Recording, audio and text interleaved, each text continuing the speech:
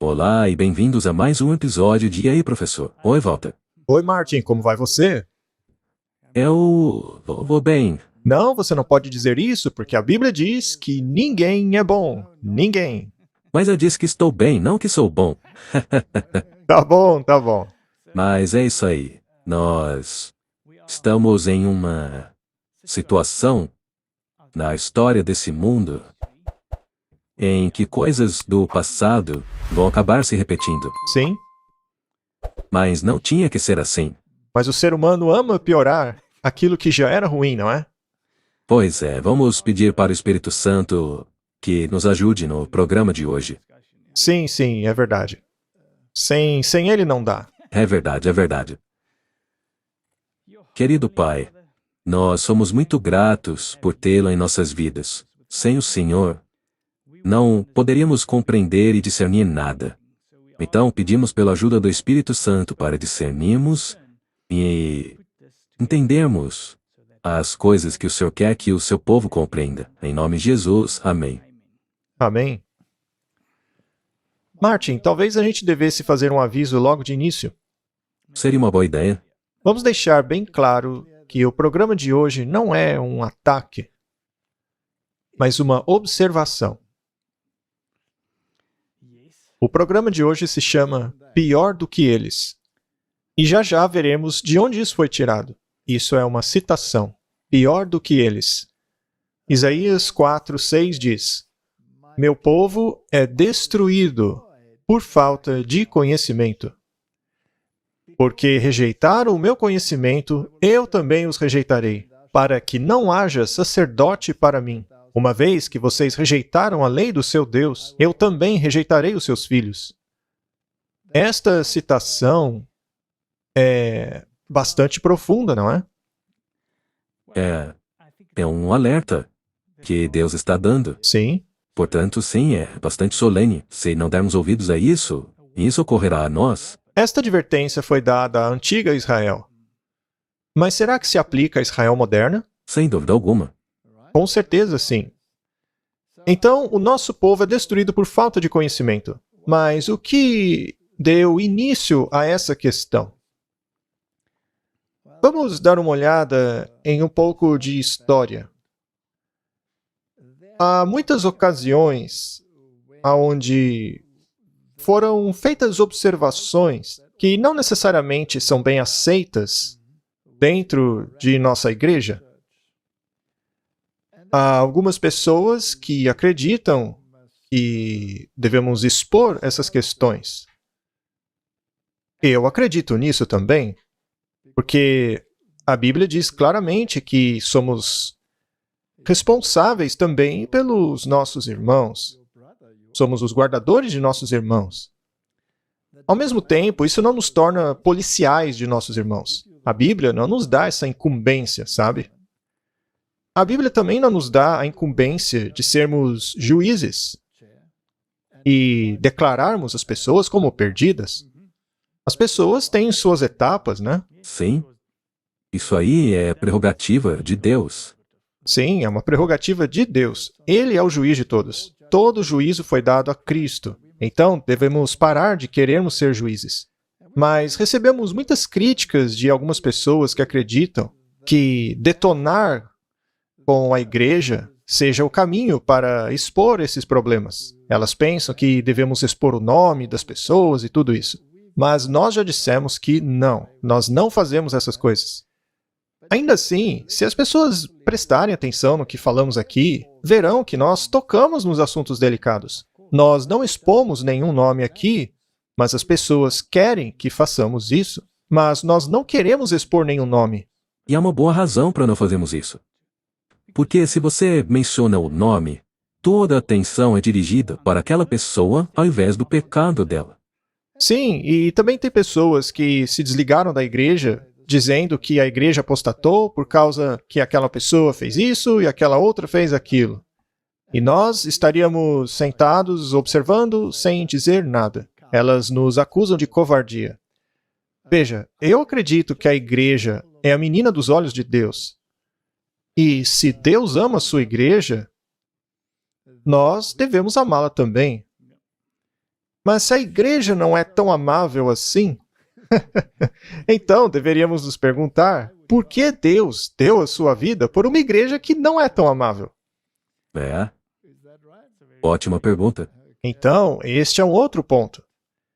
Mas como tocar nesses assuntos? Se as pessoas considerarem nosso histórico, e veja, eu estou há muito mais tempo nisso do que você está tentando chegar lá. Mas eu já passei por inúmeras situações que foram literalmente devastadoras, mas eu ainda estou aqui e eu não tenho a menor intenção de ir embora. A gente sempre diz, ponha cola na sua cadeira e fique nela. Mas as pessoas gritam, por que você acha que eu vou ficar nessa igreja? Eu digo, você não precisa ficar preso a uma situação específica ou em um grupo de pessoas que saiu completamente da linha, mas fique na igreja, não saia dela. Além disso, as pessoas também reclamam dizendo que nós não somos diretos o suficiente. Veja, eu já escrevi cartas públicas, claro, em ocasiões em que o problema foi público, e as pessoas podem verificar essas cartas, elas estão disponíveis. Eu já escrevi a conferências, a lideranças, às vezes porque as pessoas queriam que eu me explicasse. E em uma dessas cartas foi até mesmo publicada no livro da minha esposa. As pessoas têm acesso a esse material. Elas podem ver que eu falei muitas coisas já. Mas vamos dar uma olhada em como Jesus lidou com isso. Ele foi bastante duro ao condenar os fariseus. Ainda assim, ele não mencionou nenhum nome. Ele não expôs indivíduos. Ele poderia ter feito isso. Ele estava lá com a moça que foi pega em adultério, e ele escreveu na areia os pecados daqueles que queriam apedrejá-la. Mas o interessante é que ele escreveu aquilo na areia. Então basta fazer isso e tudo se vai. E as pessoas viram aquilo. Jesus não precisou falar. Jesus era diplomático. Ele era sutil. Quando algo realmente o incomodava, ele expunha numa parábola. É isso aí. Então ele não apontava para alguém de maneira específica. Sim, e eu me pergunto se as pessoas percebem nossas parábolas aqui. Quantas vezes não dissemos coisas como dentro de nossas fileiras? Ora, o que isso quer dizer? Não é? Significa, caso as pessoas não saibam, que aquilo se aplica a qualquer pessoa que se enquadre naquilo que estamos falando, e não apenas um indivíduo. Veja, por exemplo, imagine que a gente acuse uma pessoa e a igreja se livre dela. Ora, o problema foi resolvido? Não, o problema permanece, porque há 10, 15, 20 mil outras pessoas que farão a mesma coisa. Então temos que falar do problema e esperar que a pessoa em questão reconheça aquele problema em sua vida e mude. Como eu sempre digo, não seria ele um Arão que fez o bezerro de ouro e ainda mentiu em cima disso, dizendo, ele saiu do fogo? Arão foi condenado? Não. Não, porque você não sabe. Então seja muito cuidadoso antes de julgar. Então, queremos tocar em algumas questões problemáticas hoje, porque as pessoas estão falando que a gente não fala sobre elas. Mas a verdade é que já mencionamos sim, é que as pessoas não escutam. Então, vamos falar sobre essas questões e mostrar que, apesar delas, essa igreja ainda é a igreja de Deus. E não se atreva a chamar essa igreja de Babilônia. Não se atreva a incentivar as pessoas a deixá-la. Não. Isso tem que ficar bem claro. Muito bem. Então, o povo de Deus é destruído por falta de conhecimento. Recentemente, eu dei uma entrevista para uma rádio e falei sobre por que as pessoas deixam a igreja. E por que os jovens, em especial, deixam a igreja. Isso te faz pensar, por que elas estão deixando a igreja? Qual é o problema? Por que estão saindo? E aí me veio esse texto em mente. Meu povo é destruído por falta de conhecimento. Mas talvez você possa explicar um pouco melhor. Que conhecimento é esse? Sim, o que é que precisamos saber? O que é tão importante assim? E Por que é que nós, sendo uma denominação tão importante no mundo hoje, somos tão diferentes? E por que é que incomoda tanto as pessoas sermos diferentes? Por que é que alguns consideram tão necessário sermos aceitos pelo mundo? Ainda que, segundo o próprio Deus disse, nós temos que nos separar do mundo. Se você ama o mundo, você é um inimigo de Deus, segundo a Bíblia. Esse é um problemão, não é? Sem dúvida que é. É algo muito importante. Não podemos ter amizade com o mundo. Com relação à falta de conhecimento, certa vez eu falei com alguns jovens que estavam perguntando algumas coisas básicas. E eu cheguei à conclusão horripilante de que eles não sabem que nós somos a igreja remanescente. Eles não sabem o que aconteceu em 1844. Eles dizem, a gente sabe que teve um desapontamento. Parece que a nossa igreja errou, né? Eles repetiram o discurso do mundo. Eles não entendem o desenrolar profético, não compreendem a profecia das 70 semanas, não sabem onde estamos no correr da história.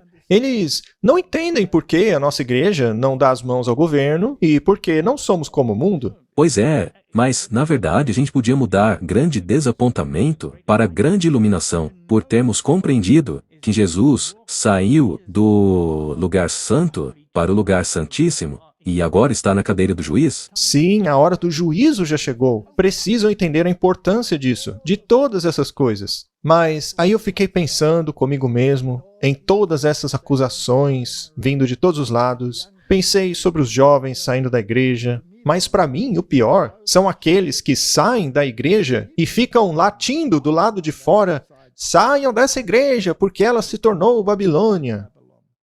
Agora, por acaso negamos que há problemas na igreja? Pelo contrário. Frequentemente aqui, nós reconhecemos os problemas da igreja. Existem problemas. Mas isso não é... Veja, mesmo tendo problemas, o que esta igreja defende oficialmente? Ora, se há indivíduos dentro dessa igreja que não fazem o que a igreja prega oficialmente, isso não significa que a igreja apostatou. Isso é problema do indivíduo ou de um grupo, ainda que seja um grande grupo. Essa é a questão. Então, vamos começar. Eu acho que a discussão de hoje vai ser bem longa, Martin. E se Jesus utilizou parábolas, bem, acho que também podemos fazer a mesma coisa, não é? Nas parábolas de Jesus, as pessoas sabiam que ele estava falando delas. Sim, e ou elas ficavam com vergonha, ou extremamente enfurecidas, ou arrependidas. Todos têm essas opções. Basta escolher a certa. Bom, pior que eles. Quem são eles? Bem, isto é uma referência à antiga Israel, com relação à igreja remanescente. Vamos chamá-la pelo nome, tá? A igreja adventista do sétimo dia é pior que eles. Agora, esta afirmação não é uma mera acusação. É uma afirmação profética. Somos piores. Ainda assim, ela continua sendo a menina dos olhos de Deus. Muito bem, vamos para o antigo Israel. E vamos comentar a respeito daquele período em que Moisés estava prestes a partir. O tempo dele tinha chegado. Ele tinha ficado ao lado do povo. Ele viu todos os seus problemas, todas as apostasias. Ele chegou até mesmo a se oferecer por resgate a eles, quando disse, me risque do livro da vida, mas deixe que eles vivam. Ele esteve nessa situação. E isso é uma lição para nós. Ele não deixou a igreja. Olha, se houve alguém com ótimas razões para deixar a igreja, esse foi Moisés. Não é mesmo? Agora, as pessoas dizem que, veja, o próprio Jesus acabou saindo da igreja. Não, isso não é verdade. Jesus e seus discípulos eram a igreja. Foi os outros, a multidão, que saiu da igreja ao não aceitar o Messias e as profecias. Foi a multidão que foi sacudida. Muito bem, vamos a Deuteronômio. nesta ocasião, onde Moisés estava sendo instruído a escrever uma canção. Agora, a canção de Moisés não se parece com uma canção. Mas era, porque tinha todos os elementos do ritmo, da rima, os paralelismos, todas essas coisas. Então, basicamente, isso foi registrado em Deuteronômio capítulo 32. Vamos dar uma olhada no capítulo 31. E chamou Moisés a Josué e lhe disse, novamente estamos em Deuteronômio 31, verso 7, e disse a ele, seja forte e corajoso, pois você irá com este povo para a terra que o Senhor jurou aos seus antepassados que lhes daria, e você a repartirá entre eles como herança. Sabe, eu consigo ver Moisés parado ali. Ele tinha passado por todos aqueles problemas e apostasias, testemunhou tudo aquilo. Então olhou para a multidão e viu que eles não tinham melhorado muito. Pois é verdade. Aquela geração que estava lá diante dele. Eles não eram melhores que os pais. E aí ele disse, Josué, você vai com essa gente aí. Eu consigo até imaginá-lo pondo a mão na testa e dizendo, ah, não, eles mesmo? Você consegue imaginar isso? Eu consigo, perfeitamente. O Senhor, pois, é aquele que vai adiante de ti, e ele será contigo, e não te deixará e nem te desamparará. Não temas, nem te espantes. Onde está a ênfase aqui?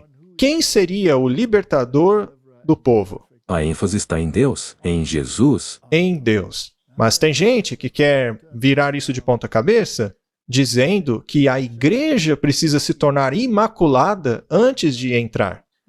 Mas vamos revisar algumas dessas questões. Olha, eu sei que vão detonar com a gente, tá? E dos dois lados ainda, mas quer saber? Eu não tô nem aí. Vamos lá. Isso porque, como a gente sempre diz, vamos citar a Bíblia e o espírito de profecia. Então as pessoas vão criticar a revelação e não a nós. Muito bem, Martin. Agora eu me sinto bem melhor. Obrigado.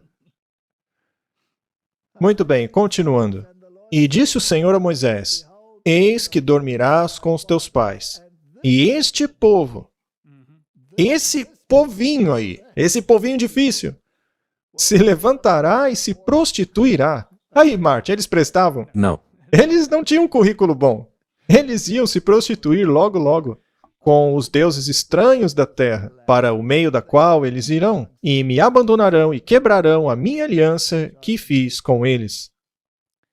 Martin, se somos piores do que eles, isso não se aplica a nós? Certamente. Isso não quer dizer, então, que as pessoas hoje também se prostituiriam com o mundo? Sim.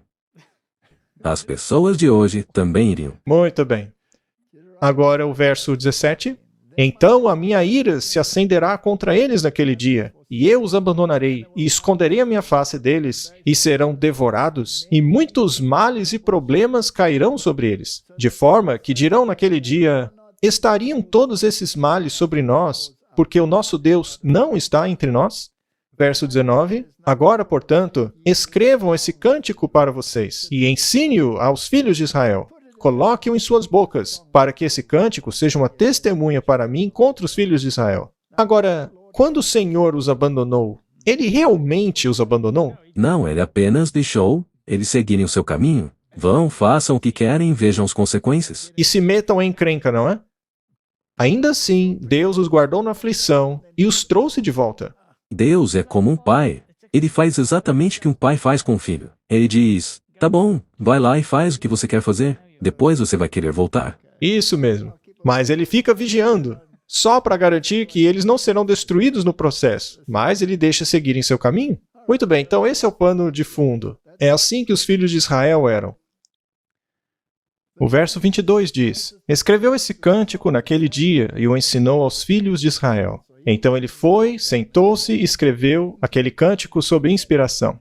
E ordenou a Josué, filho de Num, e disse, esforça-te e anima-te, porque tu introduzirás os filhos de Israel na terra que lhes jurei. E eu serei contigo. Não é uma promessa bonita?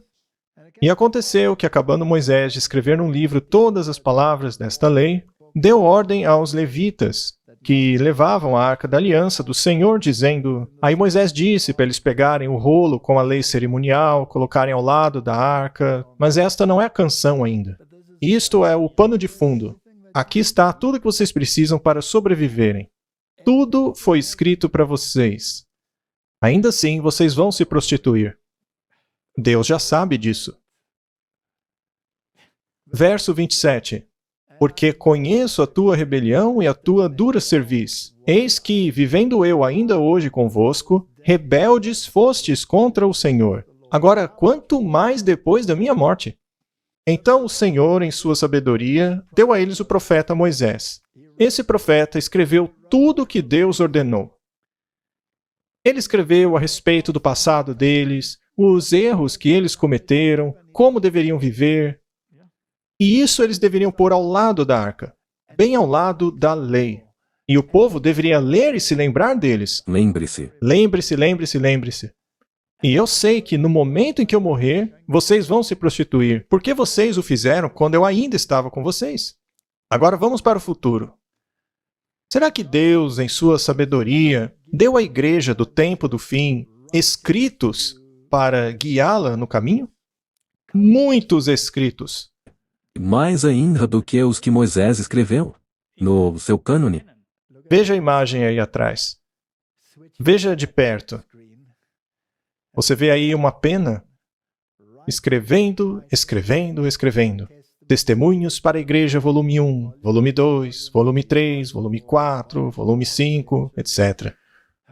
Mensagem aos jovens, conselhos sobre regime alimentar. O grande conflito. Escreveu, escreveu, escreveu. O povo hoje se rebelou contra esses escritos? Sim, muito na verdade. E, de acordo com esse texto, quanto mais então se rebelaria após a morte do profeta? Será que o povo iria de mal a bom ou de mal a pior? A pior? Muito bem. Ok. Bastante animador, né? Bem... É um fato. Está escrito. Sim, foi profetizado. Não dá para negar isso. Não dá para negar. Muito bem. E aí ele continua. Vamos do verso 28. Ajuntai perante mim todos os anciãos das vossas tribos, e vossos oficiais, e aos seus ouvidos falarei estas palavras, e contra eles, por testemunhas, tomarei o céu e a terra. Depois de todas aquelas reuniões, 1888, 1889, tudo que aconteceu, será que houve outras reuniões entre os anciãos, discutindo seriamente sobre o que estava errado? Sim. Isso aconteceu? Muitas vezes. Não é um paralelo? Sim, com certeza. Tá bom. Ficará como um registro contra eles. Será que tudo que foi escrito pelo profeta não é um registro contra o povo de Deus? Sim. Muito bem. Temos os dois. Temos a Bíblia e os testemunhos. Porque eu sei que após a minha morte, aqui é Moisés falando, vocês certamente se corromperão, se desviando do caminho que vos ordenei. Então, este mal vos alcançará nos últimos dias. Ora, isso não é uma referência aos dias de hoje? Claro. Sem dúvida. Não é um paralelo claro? Sim. Pois é. Agora, se você sabe que esse paralelo aconteceria de novo, você ficaria do lado de fora latindo? Não, se você fizer isso, você não está colocando a parábola em contexto para si mesmo. Não, não está. Porque farão mal aos olhos do Senhor, para o provocar a ira com as obras das vossas mãos. Poderíamos esperar isso nos dias de hoje? Muito bem. Sem dúvida. Muito bem, Martin. Temos aí o mesmo título, mas com uma imagem na qual a mão está muito, muito mais envelhecida. Moisés não era muito velho? Sim. Já havia se passado 40 anos, desde que saiu com eles do Egito. Muito bem. Nessa imagem temos uma mão que parece ter pelo menos 60 anos, não é? 60 anos desde que começou a escrever, não é? E era um testemunho constante, um testemunho constante. Alguns o aceitaram, mas muitos não o aceitaram. O que é uma situação muito, muito triste. Vamos investigar como Moisés escreveu sua canção. Esta é a canção de Moisés. Ela começa no capítulo 32, verso 30. Então Moisés recitou as palavras desta canção, do começo ao fim, na presença de toda a Assembleia de Israel. Vamos lá. Inclinai os ouvidos, ó céus, e falarei. E ouça a terra as palavras da minha boca. Isso é muito poético. É um merismo. Você pode nos explicar melhor? Um merismo é quando você coloca dois extremos opostos. E então você une esses dois extremos e tudo entre eles. Ok. Então você tem o inclinar os ouvidos e céus, e eu falarei. E aí você tem aqui a terra, aqui embaixo. E isso engloba tudo entre os dois. Então, do que acontecer no céu, a rebelião que aconteceu no céu, a rebelião que está acontecendo aqui embaixo. E tudo entre os dois está basicamente encapsulado nesta canção. É lindo, não é? Então, começa com uma poesia, se podemos chamar assim. Agora, o que ele vai dizer a nós? Ele vai dizer: a minha doutrina gotejará como chuva, minha fala destilará como orvalho. O que temos aí? Um paralelismo hebraico. Então, é um cântico bem poético. E a poesia hebraica não funcionava da mesma maneira que a nossa. Você sabe, a gente tem o ritmo, as rimas, todas essas coisas. Mas eles usam merismas, e tipologias, e quiasmas, e paralelismos. É algo realmente magnífico. É divino. E também enfatiza certas partes. Sim. E qual é a doutrina? Naturalmente, é a fala de Deus. Deus não falou por meio de Moisés? Deus falou por meio de Moisés. E Moisés escreveu aquilo, que por sua vez se tornou doutrina. Podemos ignorar a doutrina? Mas o Papa diz que devemos. Olha, eu não tô nem aí. Você não está nem aí. Tudo bem, eu também não. Muito bem. Minha doutrina gotejará como a chuva, minha fala destilará como orvalho. Assim como a pequena chuva sobre a erva tenra e os chuveiros sobre a grama. Proclamarei o nome do Senhor. Louvem a grandeza do nosso Deus. É sobre Deus. Sim, a canção é sobre Deus. Então, em caso, Martin, você tenha pensado que a gente vai mover a terra, não vamos. Você provavelmente vai parar na cadeia, mas Deus moverá a terra. Ele é a rocha. Sua obra é perfeita, pois todos os seus caminhos são juízo. Um Deus de verdade, sem iniquidade, justo e direito ele é. Isso também faz referência a qual pessoa da divindade está falando? Esse poema não é apenas merismas. Ele não é apenas sobre quiasmas, não é só paralelismo hebraico, ele também é contraste.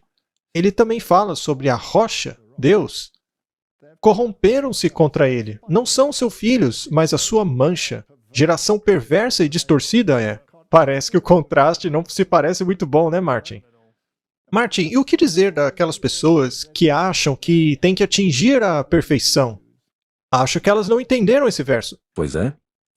O único que será perfeito é Deus. Devo eu esperar que o povo de Deus seja perfeito? Não. Mas devemos buscar a perfeição? Com toda certeza? Tem uma diferença aí, né? Devemos almejá-la, lutar para ser tão perfeito em sua esfera como ele é na dele. Mas se você pensa que já atingiu a perfeição, cuidado. É uma conclusão perigosa? Muito bem. Recompensais assim ao Senhor, povo louco e ignorante. Martin, o prognóstico não é nada bom. Não é ele, teu pai, que te adquiriu, te fez e estabeleceu? Martin, você consegue ver o quarto mandamento aqui? Com certeza. E confronte com quê? E depois vem a palavra lembra-te. É lindo, não é?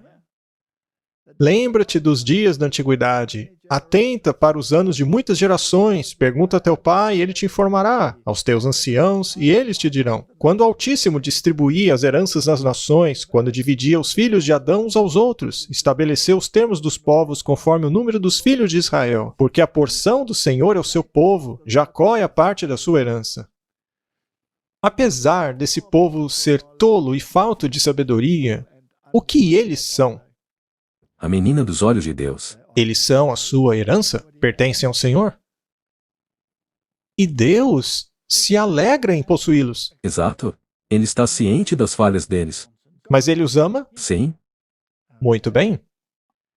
Achou-o numa terra deserta e num ermo solitário cheio de uivos. Cercou-o, instruiu-o, guardou-o como a menina do seu olho. Deus se preocupa com o seu povo? Ora, é claro. Sim, com certeza. Ainda assim, o povo é tolo e falta de sabedoria. São prostitutos. Mas Deus os ama mesmo assim. É incrível. Assim como a águia que desperta sua ninhada, paira sobre os seus filhotes e depois estende as asas para apanhá-los, levando-os sobre ela, o Senhor sozinho levou vocês. Nenhum Deus estrangeiro os ajudou. Isso não é poesia? Sim. Isso é uma canção, não é? E coloca Deus no lugar que ele merece e nós em nosso devido lugar. É necessário compreendermos corretamente a distinção.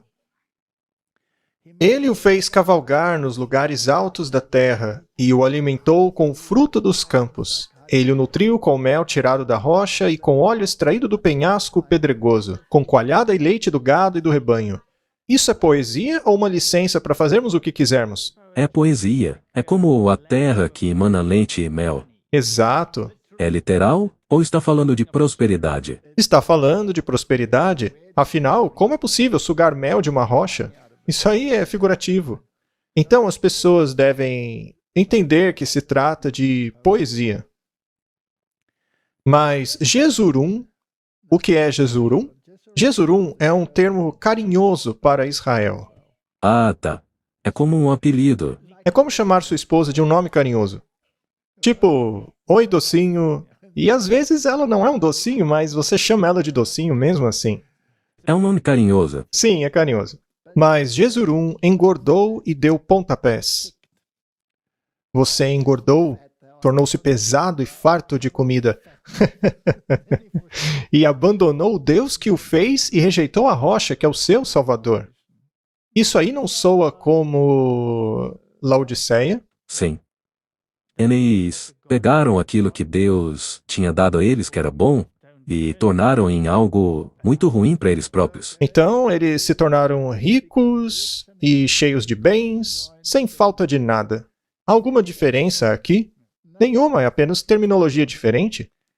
É muito poética. Eu gosto disso. E também é endereçado ao povo remanescente. Certamente que é. Temos Israel no passado e Laodiceia no tempo do fim. Eles provocaram ciúmes em Deus.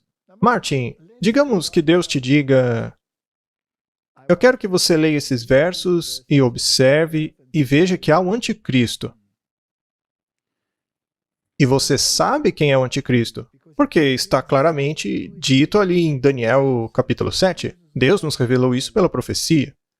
Mas aí você chega e diz: mas ele é meu irmão? E você come com ele? E se ajoelha com ele diante de altares? Ora, Deus não ficaria enciumado disso? Deus te mostra quem é o anticristo e ainda assim você sai com ele. Não funciona assim. Isso não pode dar certo. Muito bem. Nunca deveria ser assim. Não deveria, né? Muito bem, vamos parar por aqui. Então eles provocaram ciúmes em Deus por causa dos deuses estrangeiros e o provocaram com seus ídolos abomináveis. Deus te alerta sobre algo e você diz não. Você diz que o alerta é algo muito antigo e que hoje não vale mais. Isso é provocar Deus. E aí você sacrifica a demônios. Se você participa de um ritual como a missa, por exemplo, onde debaixo do altar sempre tem ossos mortos, como todos sabem, porque, afinal, é um sacrifício para os mortos. Você não está, então, sacrificando a demônios? Claro. Provocamos a Deus sempre que fazemos algo que sabemos ser contra a vontade de Deus, apenas para entrarmos em harmonia com o mundo. Ele não gosta disso. Mas Deus rejeitou o seu povo, mesmo eles tendo feito isso? Não. Eles continuaram sendo seu povo. Exato. Mas não estou dizendo que todos eles foram salvos. Alguns não se arrependeram. Sim. Após o evento do bezerro de ouro, quando o forjaram ali no fogo, algumas pessoas não se arrependeram. Arão não se arrependeu. Sim. Se ele se arrependeu, outros provavelmente se arrependeram. E houve aqueles que não participaram do festival. Os levitas, por exemplo. E é por isso que foram escolhidos como sacerdotes depois, certo? Muito bem. E Arão não era um levita? Sim. Então todos os levitas ficaram firmes? Não. Muito bem. É isso aí. Ofereceram sacrifícios aos demônios, e não a Deus, aos deuses que não conheceram. Deuses que os vossos antepassados não adoraram. Vocês abandonaram a rocha que os gerou, vocês se esqueceram do Deus que os fez nascer. E aqui temos, mais uma vez, a palavra esquecer, que é um contraste à palavra lembra-te do quarto mandamento. Será possível que um guardador do sábado pode esquecer-se de Deus? Sim. Se você se tornar um legalista, se a sua salvação está dependendo de obras ao invés de um relacionamento com Jesus. E também se você não sabe o porquê faz aquilo. O Senhor viu isso e os rejeitou, porque foi provocado pelos seus filhos e suas filhas. E ele disse, eu esconderei minha face deles, e verei qual o fim que eles terão, pois são geração perversa, filhos infiéis. Então, eles estavam corrompendo os seus filhos através de sua apostasia. E o Senhor disse, eu vou esconder a minha face deles. Eles são arrogantes. Pois esqueceram-se que Deus era o seu Criador. Sim. Provocaram-me os ciúmes com aquilo que nem Deus é. Eu queria lembrar que o ciúme de Deus não é igual ao nosso ciúme. Continuando.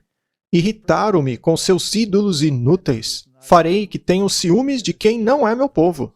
E os provocarei a ira por meio de uma nação insensata.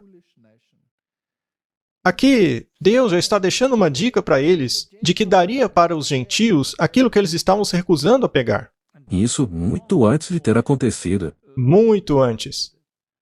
Pois um fogo foi aceso pela minha ira, fogo que queimará até as profundezas do Sheol. Ele devorará a terra e as suas colheitas e consumirá os alicerces dos montes. Então, ele está falando daquilo que vai acontecer. Martin, quando Deus chamou os gentios, ele tomou de Israel e deu aos gentios? Ou ele fez dos gentios parte de sua aliança? Ele os tornou parte de sua aliança, apesar de que as palavras dão a entender que ele tiraria dos israelitas para dar aos gentios. Mas na verdade Deus trouxe os gentios, porque antes disso ele diz em muitos lugares que chamaria os gentios e todos a adorarem em seu templo, e que aqueles que guardarem o sábado serão os seus filhos. Amontoarei desgraças sobre eles, e contra eles gastarei as minhas flechas. Enviarei dentes de feras, uma fome devastadora, uma peste avassaladora e uma praga mortal. Aqui ele está dizendo tudo o que vai acontecer com eles. Veneno de víboras que se arrastam no pó. Nas ruas a espada os deixará sem filhos, e seus lares reinará o terror. Morrerão moços e moças, crianças e homens já velhos. E eu os espalharei nos 4 cantos da terra. Por todos os cantos os espalharei. Farei cessar a sua memória dentre os homens. Mas tive receio da provocação do inimigo, e que o adversário entendesse mal, dizendo, nós vencemos, o Senhor nada fez. É uma nação sem juízo, sem discernimento. É uma nação sem discernimento, Martin. É isso que eles eram. Exatamente isso. Quem dera eles fossem sábios e entendessem, e compreendessem qual será o seu fim. Como poderia um só homem perseguir 1000 ou 2, pôr em fuga 10.000, a não ser que a sua rocha os tivesse vendido, a não ser que o Senhor os tivesse abandonado?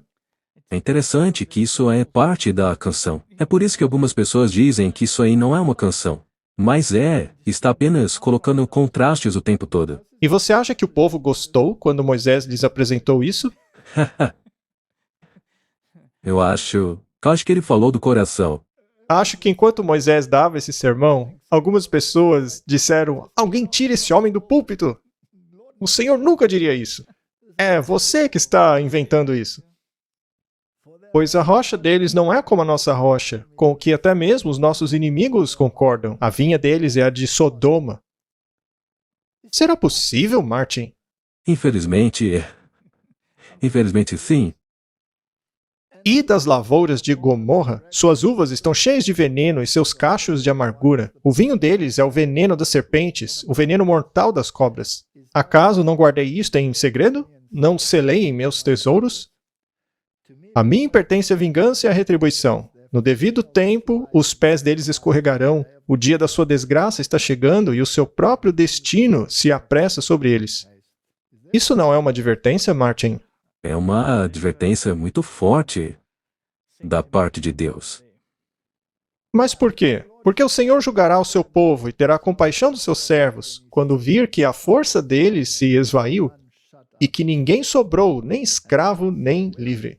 Ele dirá: agora onde estão os seus deuses? A rocha em que se refugiaram? Os deuses que comeram a gordura dos seus sacrifícios e beberam vinho das suas ofertas derramadas? Que eles então levantem-se para ajudá-los. Você acha que o anticristo vai ajudar o povo de Deus no fim? Claro que não. E quanto à besta da terra? Ninguém nessa terra vai ajudar o povo de Deus.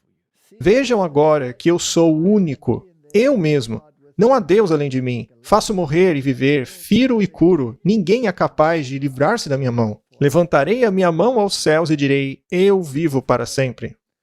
Se você não tem Deus, você não tem nada.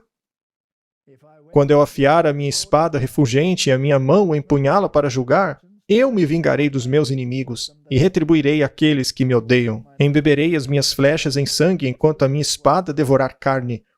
E então ele diz: alegrem-se, ó nações, o seu povo, porque ele vingará o sangue dos seus servos, e sobre os seus adversários retribuirá a vingança, e terá misericórdia da sua terra e do seu povo. Será então que Deus os abandonou para sempre? Não. Não, ele não fez isso. Em todas as crises, Deus sempre guarda um remanescente. E os adjetivos que Deus utiliza para descrever o seu povo, eles são sempre gloriosos? Infelizmente, não. Eu ainda não li isso aí. Não. Moisés veio com Josué, filho de Num, e recitou todas essas palavras da canção na presença do povo. E quando Moisés terminou de recitar todas essas palavras a todo Israel... Muito bem, então até aqui já sabemos como era Israel. Não vamos entrar em todos os detalhes do que fizeram, mas sabemos quem eles eram. E obviamente, nós hoje não somos como Israel. Não. Imagine nós parecidos com eles. Agora a gente vai de antiga Israel para a igreja de Laodiceia. E ao anjo da igreja que está em Laodiceia, escreva: estas são as palavras do Amém, a testemunha fiel e verdadeira, o soberano da criação de Deus. Nós já não temos o sábado aí? Sim. Claro. Já está aí. Conheço as suas obras. Sei que você não é frio nem quente. Melhor seria se você fosse frio ou quente. Assim, porque você é morno, não é frio nem quente, estou a ponto de vomitá-lo da minha boca. É um alerta isso, Martin? Sim. Porque eles não serão postos para fora. Eles não sairão. Eles serão cuspidos. Tomemos cuidado para não sermos cuspidos. Com certeza. E por quê? Porque você diz: estou rico, adquiri riquezas, não preciso de nada. Não reconhece, porém, que é miserável, digno de ter dó, pobre, cego, nu. Quando a igreja primitiva, o movimento remanescente, leu isso, achou que se aplicava a outras igrejas, mas na verdade se aplicava a eles. Hoje é o mesmo que com o antigo Israel. A mesma crítica que Deus fez a Israel no passado é feita para nós hoje. Não é mesmo? Sim, as mesmas críticas. A canção de Moisés serve para nós hoje. Eu te aconselho a comprar de mim ouro refinado no fogo. Então a solução? Sim. A solução. Assim como também havia na canção de Moisés? Muito bem, a solução é comprar ouro refinado no fogo. Será que é fácil conseguir esse ouro? Não, ele está numa fornalha. Ele está numa fornalha. e roupas brancas, para que possa vestir-se. Essa é a justiça de Cristo, certo? Então você tem que desenvolver um caráter e se apropriar da justiça de Cristo. Não houve uma discussão sobre isso na nossa igreja em 1888? Sim, uma enorme discussão. Foi um divisor de águas. Sim. Para que a vergonha da sua nudez não apareça, e compre colírio para ungir os seus olhos e poder enxergar. Deveria ser nossa prioridade conseguir essas coisas. Pois a todos quanto amo, ele amava Israel, Sim, ele os castigou, sim, mas ele os deixou no castigo. não. Eu repreendo e disciplino. Por isso seja diligente e arrependa-se. Então, será que ele se preocupa com a última Israel? Seu cuidado pelo seu povo nunca mudou. Eis que estou à porta e bato. Se alguém ouvir a minha voz e abrir a porta, entrarei e cearei com ele e ele comigo. Ao vencedor darei o direito de sentar-se comigo em meu trono. O próprio trono que Satanás tanto quis e não conseguiu, Deus o dará ao seu povo. Martin, isso é incrível. Que Deus fantástico nós servimos. Assim como eu também venci e sentei-me com meu Pai em seu trono. Em seu trono, Martin. Isso abrange tudo. Você não está apenas sentado em um trono. Você é parte do governo. Aquele que tem ouvidos, ouça o que o Espírito diz às igrejas. Então há lições a serem aprendidas aqui. Vamos deixar isso bem claro. Há muitos problemas dentro da igreja. Agora, será que nós melhoramos com relação aos israelitas? Muito boa pergunta. Então, seja lá o que fizermos, somos piores que eles. Piores que eles. Piores que eles. Piores que eles. Muito bem, Martin. Será então que devo deixar a igreja porque não melhoramos? Não. Jesus ainda não está batendo à porta? Sim, está. Agora que nós entendemos isso corretamente, vamos aos primeiros escritos, porque era ali que a escritora era jovem. Ela começou a escrever quando tinha apenas 17 anos. Quando o povo de Deus atingir a fé e prática primitivas, como certamente irão pela proclamação dos mandamentos de Deus e a fé de Jesus, não irá então a chuva serôdia, mais uma vez, desenvolver os seus dons? Analisando a partir da analogia, devemos esperar que sim. Apesar das apostasias da era judaica, esta começou e terminou com manifestações especiais do Espírito de Deus. Muito bem. Assim, não é razoável supor que na era cristã, a luz que, se comparada à luz da antiga dispensação, é como a luz do sol comparada aos pálidos raios da lua, iria começar em glória e terminar de forma obscura. Então veja, a era judaica, apesar de suas apostasias, não terminou em trevas. Ela terminou com a gloriosa revelação do Messias. Mas, infelizmente, apenas uma pequena parte dos israelitas aceitaram e permaneceram na Israel de Deus. O resto foi sacudido para fora. O resto decidiu sair. Sim, porque eles não quiseram seguir o Messias. Se você não segue o Messias, você é sacudido para fora. Não são os leais que são sacudidos para fora. Não se pode sacudir o Messias para fora. Agora considere, Martin, como seria possível para Israel literal sacudir o Messias para fora? É impossível. É impossível. Você não pode expulsar Deus de sua própria igreja. Você se expulsa ao não aceitá-lo. E o mesmo se aplica às decisões finais. Com certeza. Agora, se aqueles que guardam os mandamentos de Deus e o testemunho de Jesus se reúnem no fim dos tempos, isso quer dizer que são melhores do que o antigo Israel? Não, eles são piores. Mas ainda são o povo de Deus. Apesar das falhas que têm. Muito bem, então não terminaria em trevas. E uma vez que uma obra especial do Espírito era necessária para preparar o povo para o primeiro advento de Cristo, quanto mais seria então para a segunda vinda? Especialmente se considerarmos que os últimos dias serão muito mais perigosos, nos quais falsos profetas terão poder para realizar grandes sinais e maravilhas, para, se possível, enganar até os próprios eleitos. Atenhamo-nos às Escrituras. Isso é o nosso alicerce. Haverá falsos profetas em nosso meio? Sim, Há maus exemplos em nosso meio? com certeza. Mesmo a liderança pode ser pior do que eles no passado. Com certeza. Mas também no passado não havia boa liderança? Não tinha Calebes, Josués? Com certeza. E ele disse a eles: vão a todo mundo pregando o evangelho a toda criatura, para que creiam e sejam batizados e sejam salvos, mas aquele que não crer será condenado. Haverá sacudidura. Claro. Estes sinais seguirão aqueles que creem.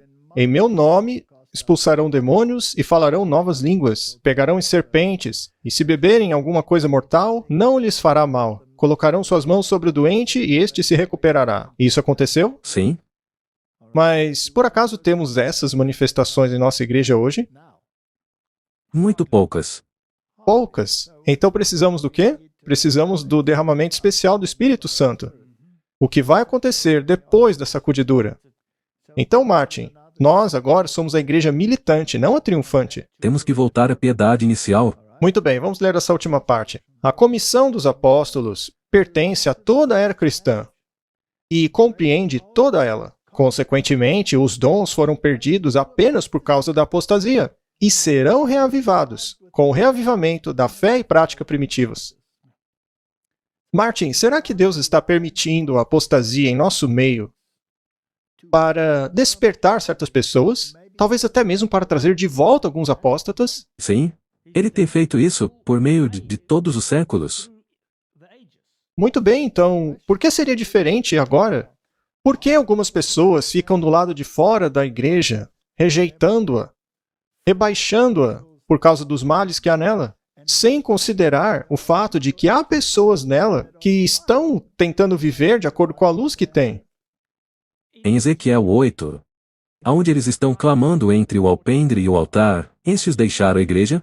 Não? Não, eles permanecem firmes, vigiando as atrocidades, apesar de piorarem, Sim. sem esmorecerem. Qual é o nosso papel, então? Temos que chorar entre o alpendre e o altar, e não sairmos da igreja e ficarmos latindo do lado de fora. Muitos estão tremendo de medo, porque a obra se move mais rápido do que a sua lenta fé, e porque os meios são gastos mais rapidamente do que entram no tesouro. E ainda assim, avançamos apenas os primeiros passos. Abandonaremos os campos que já abrimos em países estrangeiros? Abandonaremos parte de nossa obra em nossas missões aqui? Nos desesperaremos diante de um débito de alguns milhares de dólares? Nos tornaremos lentos agora, nas últimas cenas da história dessa terra? Meu coração diz não, não. As coisas não vão ser perfeitas. É claro que não. A menos que sigamos adiante com as providências de Deus abrindo caminho, não chegaremos a lugar nenhum. As coisas não vão ser perfeitas. Sempre vamos lutar. E também haverá acusações nos atingindo de toda parte. E veja, alguns de nosso povo pode começar a usar críticas do lado de fora também. Não existem ministérios que são criticados dessa forma? Sim. Só para ficar claro. Isso não quer dizer que estamos defendendo ficarmos nesse estado de Laodiceia. Não. Também não estamos defendendo ficarmos endividados. Há outros textos nos quais ela diz que devemos evitar dívidas como se fossem pragas. O povo de Deus deve distinguir-se como um povo que o serve inteiramente, de todo o coração, não tomando honra para si mesmo e lembrando-se que é por uma aliança solene que se comprometeram a servir ao Senhor e ao Senhor apenas. São os homens e mulheres íntegros, decididos de todo o coração, que permanecerão de pé agora. Cristo peneirou os seus seguidores vez após vez, até finalmente sobrarem apenas 11, e uns poucos mais de homens e mulheres para colocar o fundamento da sua igreja cristã. Haverá uma sacudidura? Houve uma sacudidura naquela época? Acabamos de ver aí a questão dos 12 discípulos. Há aqueles que ficam de longe quando é necessário carregar fardos, mas quando a igreja está numa boa fase, eles ficam entusiasmados, cantam, gritam, mas fique de olho neles. Basta acabar o fervor, apenas alguns poucos Calebes darão passo à frente e mostrarão um princípio inamovível. Estamos na fornalha. Temos que aguardar pelos Calebes, pelos Josués, até eles se manifestarem. Nenhum homem pode ser bem-sucedido em seu serviço por Deus, a menos que todo o seu coração esteja na obra. Ele considera tudo como perda pela excelência do conhecimento de Cristo. Nenhum homem que faz reserva alguma pode ser discípulo de Cristo. Muito menos pode ser o seu colaborador. Muito bem, então Deus tem um povo nessa fornalha. E Ele está purificando, está sacudindo. E o que ela quer dizer com nenhum homem que faz reserva pode ser um discípulo? Esse homem diz, eu vou ajudar, mas até aqui. Essa parte eu vou guardar para mim. Eu não vou tão longe assim. Mas não pode ter reservas. Você precisa dar tudo. Isso me faz pensar. Muito bem. Muitos anos atrás, eu dei um sermão chamado Acessórios Opcionais. Você compra uma máquina e aí você pode comprar acessórios opcionais para fazer, sei lá, seja lá o que quiser. Aí você compra a máquina na sua versão básica. E você diz, eu não preciso de todo aquele extra, eu não vou usar aquilo. E talvez a máquina funcione. Mas quando você compra esse evangelho, será que há acessórios dos quais você possa dizer, eu não vou precisar disso? Não há. O evangelho é como aquela outra máquina da qual você falou. É como um mecanismo de complexidade irredutível. Sim, tudo tem que funcionar junto, não dá para excluir nada. Então, será que você pode dizer, eu aceito o sábado, mas recuso a reforma da saúde? Não, é um pacote. Martin, seu fanático. Pois é. Muito bem. Então, vai ter uma sacudidura. E também temos que manter o espírito humilde, como o de uma criancinha.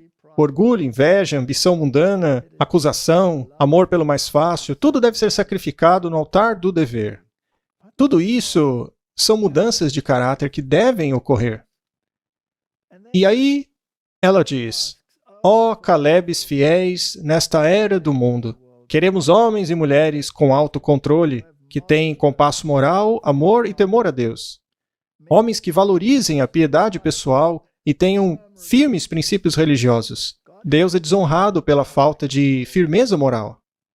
E muitos que professam serem cristãos parecem ser apenas meio convertidos. Eles alegam crer na verdade, mas amam luxos que prejudicam a saúde mais do que amam Jesus, o Senhor da verdade. Esses cristãos querem acessórios opcionais. Eles não querem essa parte. Ora, Israel antiga também não era assim? Com certeza. Eles murmuravam por tudo, o tempo todo. E quem era o pior no meio deles? A mistura de gente. A mistura de gente. Felizmente não temos esse problema, né, Martin? Acho que todos somos mistura de gente. Muito bem, Martin. Nós somos a mistura de gente. Vamos continuar. Comer e beber são levados a excessos. E Jesus disse que essas coisas seriam assim nos últimos dias. Martin, veja só, assemelhando-se à condição do mundo antes do dilúvio, Cristo quer que seus seguidores cultivem um princípio que não possa ser movido. É necessário que o cristão, em pensamento, palavra e ação, evite tudo que leve ao pecado. Será que a gente faz isso aí como uma igreja? Não? Bem, alguns tentam. Sim, alguns tentam. E veja, é isso que temos que lembrar. Aqui, e nos testemunhos, fala diretamente a nós como indivíduos. Ok. E não cabe a nós querer forçar isso nos outros. Muito bem, vamos direto ao ponto. Não haverá pessoas que rejeitarão a reforma da saúde? Sim. Com certeza. Existe a maior razão para valorizarmos o verdadeiro sábado e ficarmos em sua defesa, pois este é o sinal que distingue o povo de Deus do mundo. É justamente o mandamento mais rejeitado pelo mundo que o povo de Deus, por essa razão, lhe dará maior honra. É quando os infiéis desprezam a palavra de Deus que são chamados os fiéis Calebes. A maior parte das pessoas desta igreja está nela porque acreditam no sábado, não é? Bem, eu falei com um editor de uma das nossas revistas certa vez. Ele era muito liberal. E eu perguntei a ele, por que você guarda o sábado? E ele respondeu, porque eu nasci adventista. Ah, se você tivesse nascido num lar católico, você guardaria o domingo então? Ele disse sim. Então você não se importa com isso? Ele disse não. Ora, então por que se preocupar em guardar o sábado? Ah, eu cresci fazendo isso. Mas não é importante para você? Não, eu não acho que um dia seja tão importante. Isso é um adventista falando, tá? E o pior é que ele representa um grande número de pessoas, porque ele é um editor de uma de nossas revistas. Ora, deveria eu então deixar essa igreja por estar nela um indivíduo como esse? Na verdade, você deveria orar por ele, porque ele não tem ideia do que está falando. É verdade. Houve também um representante de um país muito importante que estava segurando um negócio na mão e aí perguntaram: o que é isso daí? Para que serve? E ele disse: ah, isso é para o meu martini. Martin, eu vou deixar a igreja porque um líder acha que beber martini é ok? Não? Muito bem. Qual foi a experiência de Caleb? Ele viu as pedras nas mãos daqueles que trouxeram um relatório falso. Mas isso não o deteve. Ele tinha uma mensagem que deveria levar. O mesmo Espírito se manifestará hoje àqueles que são verdadeiros para com Deus. Se você prega a verdade direta, as outras pessoas não pegarão em pedras. Constantemente. O tempo todo. Caleb deixou a igreja por causa deles? Não, ele ficou com eles no deserto por 40 anos. E depois ainda então em Canaã. E disse: eu quero aquela montanha onde moram os gigantes. Eu vou tomá-la. E ele foi e tomou. Que belíssimo exemplo. Então, ao invés de ficar do lado de fora da igreja criticando-a, diga, me dê essas montanhas, esses apóstatas. Eu irei lá e falarei com eles. Eu vou lá tratar com eles. Se eles me incomodarem, eu os derrotarei com a espada, a palavra de Deus. Então, Martin, nós temos essas situações. O profeta Malaquias diz: eis que enviarei Elias, o profeta, antes da vinda do grande e terrível dia do Senhor. E ele voltará os corações dos pais aos filhos e os corações dos filhos aos seus pais. Então, Martin, existe uma mensagem que deve tocar o coração. Sim. Toda a mensagem deve tocar o coração. Mas isso nos garante que todos os corações serão tocados? Não. Temos inúmeros exemplos disso o tempo todo. E uma vez que isso não acontece, você vai sair da igreja? Essa é a razão para não sair da igreja. Muito bem. Aqui o profeta descreve o caráter da obra. Aqueles que devem preparar o caminho para a segunda vinda de Cristo são representados pelo fiel Elias. Assim como João veio no espírito de Elias, a igreja do tempo do fim deve vir no espírito de Elias. E como João Batista comeu uma dieta pura, vegetariana, como Daniel, que é o tipo do povo do tempo do fim, que deve comer uma dieta vegetariana. Devemos evitar todos os hábitos destrutivos daqueles que vivem em uma era degenerada.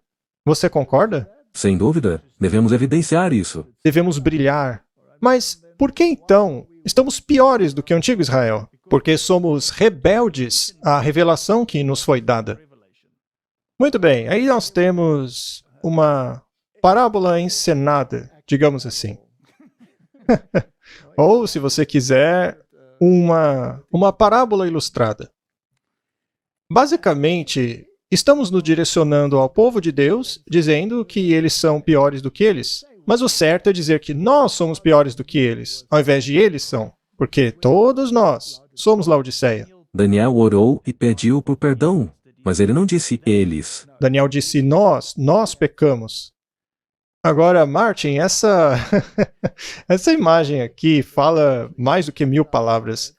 Porque eles estão sentados num junta-panelas. E eles têm aqui carnes de todo tipo diante deles.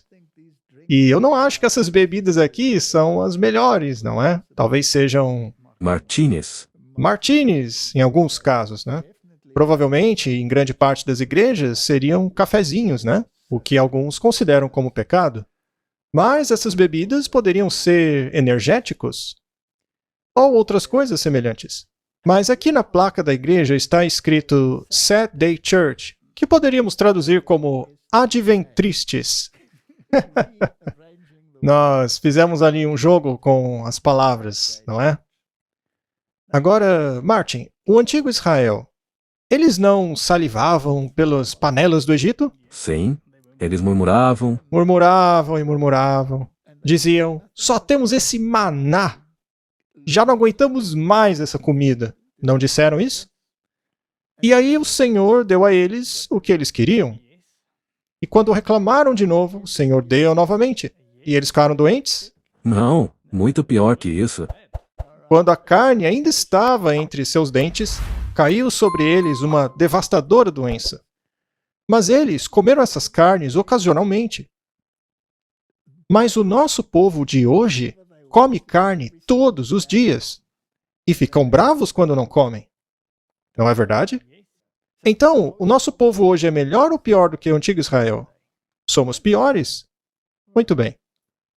Alimentos saudáveis devem ser produzidos em Kurabong e enviados a cada lugar aonde a verdade é exaltada. Os jornais estão noticiando que as carnes dos supermercados vêm de animais doentes. De cada 20 animais, apenas um é adequado para o consumo. Isso deveria despertar qualquer mente racional. Como podemos substituir a carne? Perguntam as pessoas. Essa é a nossa oportunidade para trabalharmos adequadamente, para irmos adiante com o espírito de Elias e prepararmos o caminho do Senhor. Estamos fazendo isso como um povo? Não, Alguns estão. sim. E são criticados por isso. Pois é. Essa questão da carne não acaba sempre gerando discussões em nossos junta-panela? Sim, Martin, será que Deus os colocou numa dieta saudável porque queria restringi-los e puni-los? Será? acho que Deus não queria o melhor para eles. Não, por isso ele deu vegetais para eles, né? Caso alguém não tenha percebido, estamos sendo sarcásticos aqui. Mas não, Deus disse a eles que não queria que ficassem doentes como os egípcios eram. Veja, se vocês fizerem o que estou falando, se comerem o que eu recomendo, não haverá enfermidade entre vocês. Lembre-se, nem suas roupas desgastaram-se, quanto mais os seus corpos. Isso não será realidade nos últimos dias? Sim. E isso é mencionado muitas vezes. Deus queria que eles tivessem clareza de mente. Sim. Quando eu ainda estava na universidade, eu pegava meus estudantes uma vez por ano para levá-los ao abatedouro de animais. E Martin, pelo menos uma semana após essa visita, todos eram vegetarianos. A carcaça dos animais eram enfileiradas e os inspetores ficavam em uma fileira também. Eles abriam então a carcaça e sempre achavam um tumor enorme nelas. Aí eles removiam aquele tumor e jogavam no lixo. Todas as partes doentes da carne eram cortadas e jogadas no container. E o restante, que parecia bom, recebia um carimbo de qualidade. E dali ia para o mercado. Você tinha que ver as doenças dos animais, Martin. Era todo tipo de câncer, eram tumores enormes. E sabe, era somente quando a carne estava numa situação deplorável que era considerada carne de segunda. E toda aquela carne podre, todos os tumores e doenças eram jogados num container. E sabe o que acontecia com aquilo? Era processado. Era processado e dado aos animais como alimento. E Deus disse ao povo dos últimos dias que a doença aumentaria em proporção à maldade dos homens. E a maldição sobre a terra. E Deus quer nos proteger dessas coisas. E Deus quer que alertemos o mundo disso. Por favor, sejam os meus Elias. Sejam exemplos como Daniel foi. E todos dizem, Senhor, faremos tudo o que ordenares. Não foi isso que Israel disse? A mesma coisa. Não disseram isso quando foram batizados? Disseram isso logo após receberem os 10 mandamentos de Moisés também. E vamos sair da igreja porque a maioria não quer seguir o conselho de Deus? Não. Muito bem, então. Voltando a essa questão do piores que eles, você não acha que a situação de hoje é pior do que essa daí de 1 em cada 20 animais estar doente e inapropriado para consumo? Martin, você quer que eu te leve ele para um matadouro também?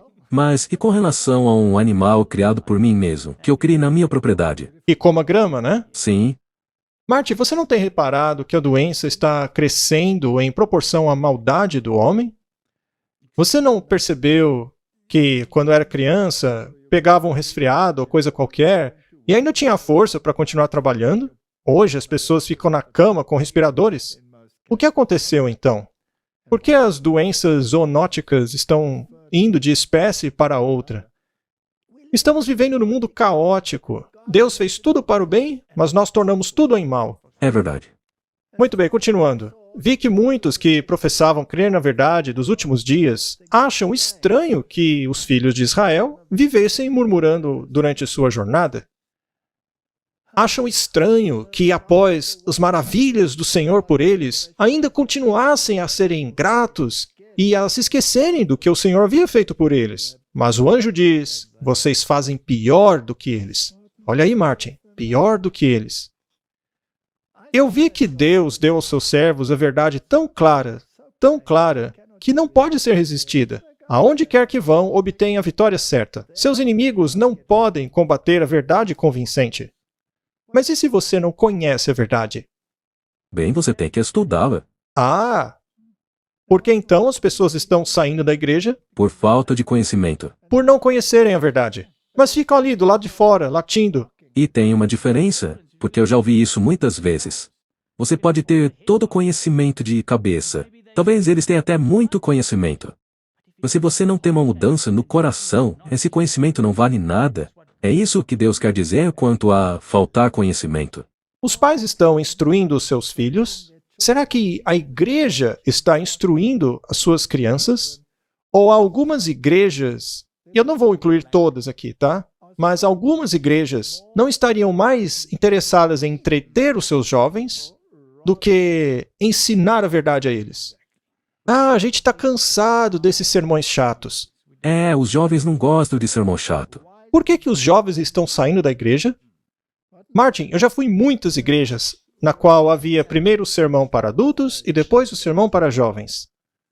Martin, aonde na Bíblia você vê Jesus dizendo: jovens, com licença, vão jogar bola lá fora, enquanto eu termino o sermão para os velhos aqui. Aí vocês voltam e eu faço um sermão só para vocês, tá bom? Ele fez isso? Por acaso Jesus fazia isso? Não. Por que a gente não abraça e ensina e admoesta? Mesmo que eles não gostem, instrua-os, pois quando forem velhos não se apartarão do caminho. Não dilua a mensagem porque são jovens. Pois é. Às vezes criam dificuldades para si mesmos.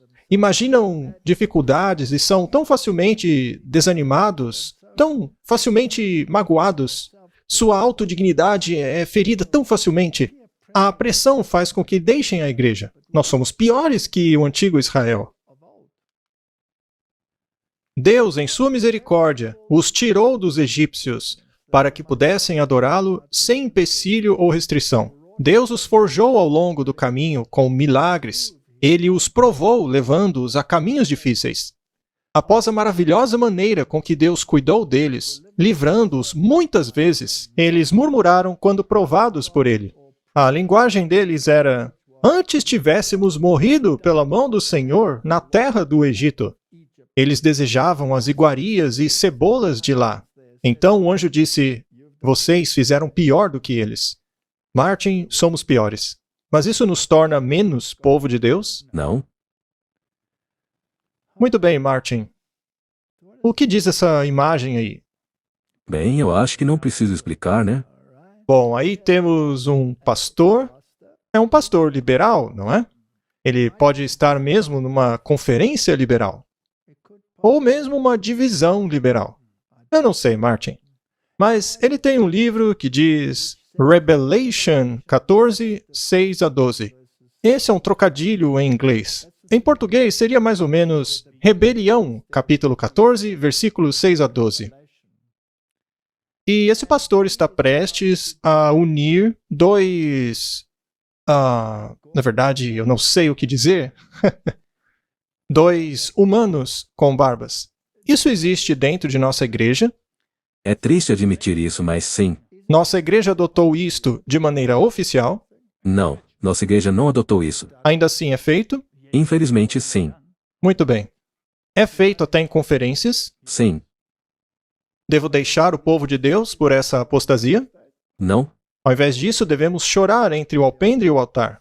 Devemos ficar na igreja de Deus, defendendo a verdade. Muito bem.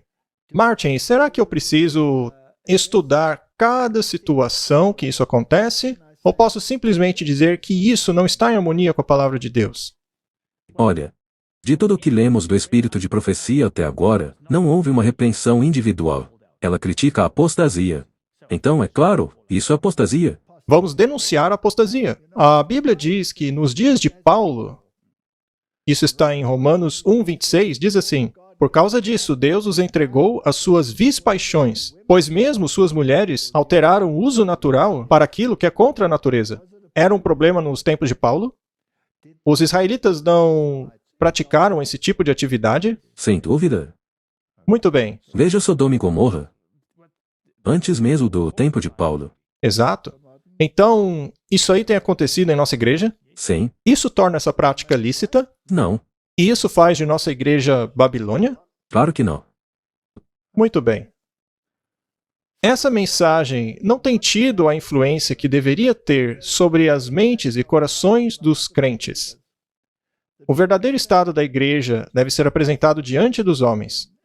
E eles devem receber a palavra de Deus, não de como uma coisa originada nos homens, mas na palavra de Deus. Essas pessoas aí não estão mudando o que Deus disse? Sim. É claro. Eles reinterpretam o que Deus disse. É verdade. Eles reinterpretam o que Deus disse de forma que o que ele disse, ele na verdade não disse. Exatamente. Ele disse, mas na verdade quis dizer o oposto. Não é? Então, quando ele instituiu o casamento, Lá no Éden. não havia nenhuma controvérsia com relação a como Deus estabeleceu as coisas. Sendo assim, por que hoje existe uma controvérsia? É porque, segundo eles, a ciência diz que os seus genes são muito fluidos com relação a esta questão. O que naturalmente é uma grande besteira. Isso porque o macho tem um cromossomo Y e a fêmea não tem. Ponto final. Muitos têm tratado a mensagem aos laodiceanos como se fosse uma mensagem do homem. Tanto a mensagem quanto o mensageiro têm sido colocados em dúvida por aqueles que deveriam ser os primeiros a discernir e agir de acordo com a palavra de Deus. Se tivessem recebido a palavra de Deus que foi enviada a eles, e agora não estariam em trevas. Paulo disse: quero que vocês saibam quanto estou lutando por vocês, pelos que estão em Laodiceia e por todos os que ainda não me conhecem pessoalmente. Esforço-me para que eles sejam fortalecidos em seu coração, estejam unidos em amor e alcancem toda a riqueza do pleno entendimento, a fim de conhecerem plenamente o mistério de Deus, a saber, Cristo. Paulo aqui está se referindo aos laodiceanos. Ele está dizendo: leiam a carta que escrevi a eles também. Ele está em dor aqui. Mas essa ainda é a igreja de Deus. Ainda é a igreja de Deus. Então, Martin, nós temos uma mensagem de advertência e misericórdia. Para o mundo, é uma mensagem de advertência e misericórdia. Mas essa espada corta dos dois lados. Também serve para dentro. É importante lembrarmos que nós sempre temos dito que Jesus caminha no meio dessas duas palavras. Que obra excelente foi concedida à igreja de Laodiceia. A ela foi dada a exortação: sejam, portanto, perfeitos, como perfeito é o vosso Pai Celeste. Mas a igreja não seguiu a obra iniciada pelos mensageiros de Deus. Eles ouviram, mas fracassaram em apropriar-se da verdade. Não seguiram as instruções dadas. O resultado disso é o resultado que sempre se segue: a rejeição das advertências do Senhor. Apenas porque há pessoas que vão contra a sabedoria e admoestações de Deus, não quer dizer que todo o corpo da igreja apostatou. Em cada século, o Senhor tem enviado mensageiros para apontarem o caminho correto. E tão certo como os homens se uniram a caminhar contra a clara palavra de Deus, tão certo é que são usados por Satanás para levar adiante seus propósitos. Alguns para os quais o Senhor tem por anos enviado mensagens, têm claramente compreendido e magnificado cada palavra de encorajamento, mas trataram essas advertências e reprovações e avisos como se não fossem nada. Ainda está acontecendo. Acontece mesmo hoje, né? A autossatisfação deve ser temida. Foi por isso que a nação judaica não recebeu Cristo. E nós somos piores, Martin. Vamos ler aquela parte em negrito ali. Muitos estão sendo assimilados pelo mundo. e deixando sobre as mentes humanas a impressão de que as mensagens especiais de advertência dadas em Apocalipse 14, mensagens que nos chamam para fora do mundo, são secundárias à obra médico-missionária. Nós somos iguais aos judeus de antigamente, certo? Exatamente iguais. Repetindo os mesmos erros. Se formos às nossas igrejas, a algumas delas, veremos coisas que estão em Rebelião, capítulo 14, versos 6 a 12. Não temos essas manifestações aí em nossas igrejas? Sim, e na maior parte do tempo, a premissa é de que devemos trazer os jovens para dentro da igreja.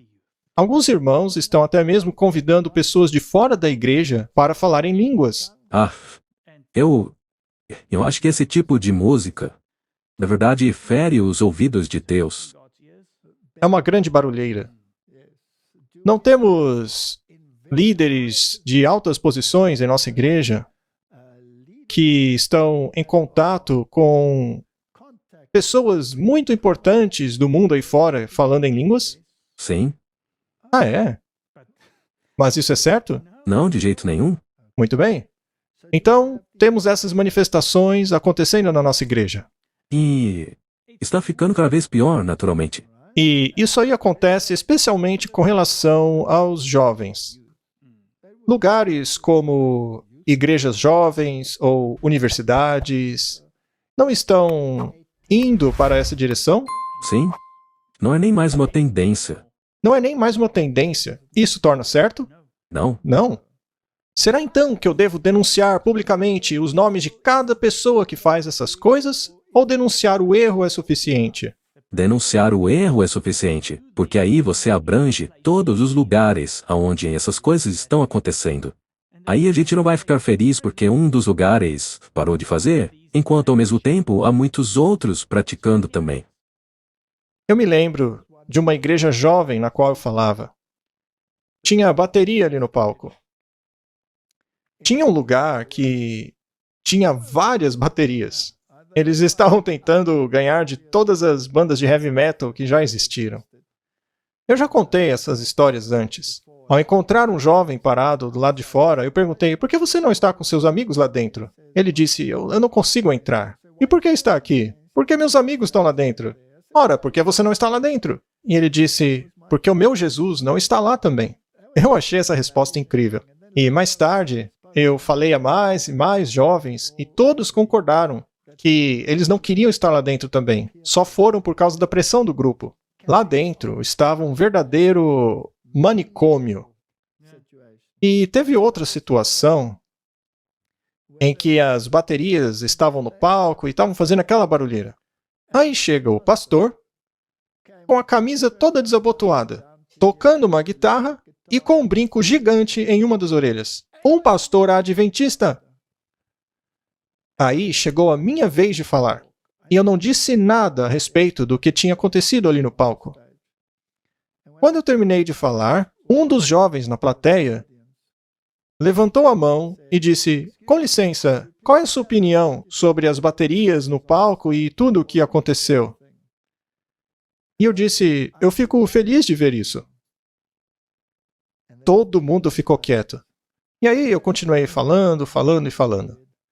E depois de 1 minuto ou 2, eu disse, aliás, vocês sabem porque eu fico feliz de ver essas coisas?